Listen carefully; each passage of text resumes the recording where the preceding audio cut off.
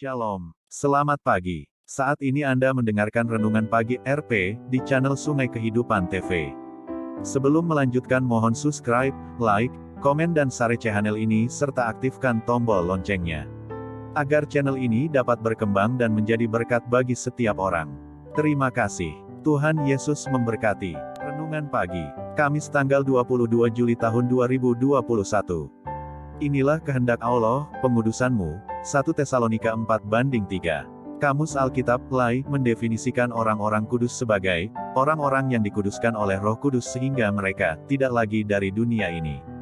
Paulus mengalamatkan surat-suratnya kepada orang-orang kudus, yang berarti orang-orang Kristen. Renungan pengudusan hari ini adalah tentang arti pengudusan, proses, dan aspeknya yang terdiri dari sisi kematian dan sisi kehidupan. Lebih jauh di bawah ini.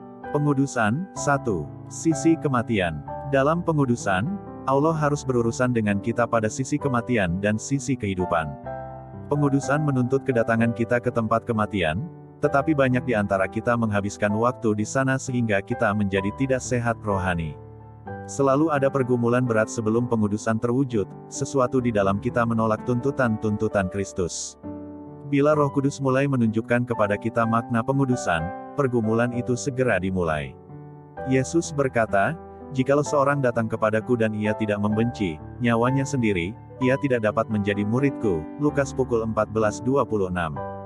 Dalam proses pengudusan, Roh Allah akan menelanjangi saya sampai tidak ada yang tersisa, kecuali diri saya yang sesungguhnya, dan itulah tempat kematian. Apakah saya sedia menjadi diri saya sendiri dan tidak lebih dari itu? Apakah saya sedia tidak mempunyai sahabat, ayah, saudara dan tidak mempunyai kepentingan diri, hanya siap untuk kematian? Itulah persyaratan yang dituntut untuk pengudusan. Tidak mengherankan bila Yesus bersabda, "Aku datang bukan untuk membawa damai, melainkan pedang." Matius pukul 10:34. Disinilah tempat pergumulan itu timbul, yaitu ketika banyak di antara kita menjadi bimbang. Kita menolak untuk dipersatukan dengan kematian Yesus Kristus. Kita berkata, "Hal ini terlalu keras. Pasti Dia tidak menuntut itu daripadaku." Tuhan kita itu memang keras, dan Dia menuntut hal itu dari kita. Apakah saya sedia meniadakan diri saya hingga menjadi saya saja? Apakah saya cukup berketetapan untuk melucuti diri dari semua pendapat sahabat dan dari pendapat saya sendiri tentang diri saya? Apakah saya sedia dan bertekad untuk menyerahkan diri saya sepenuhnya seperti adanya kepada Allah? Jika saya bersedia maka Dia akan segera menguduskan saya sepenuhnya, dan hidup saya akan bebas dari semua kecenderungan dan keterikatan terhadap apapun, kecuali Allah. Lihat 1 Tesalonika pukul 5:23-24.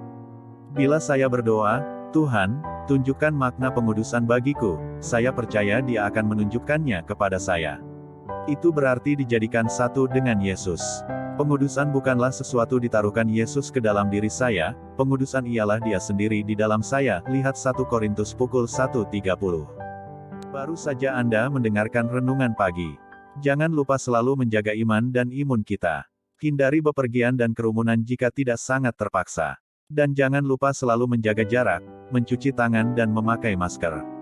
Salam sehat, dan Tuhan Yesus memberkati.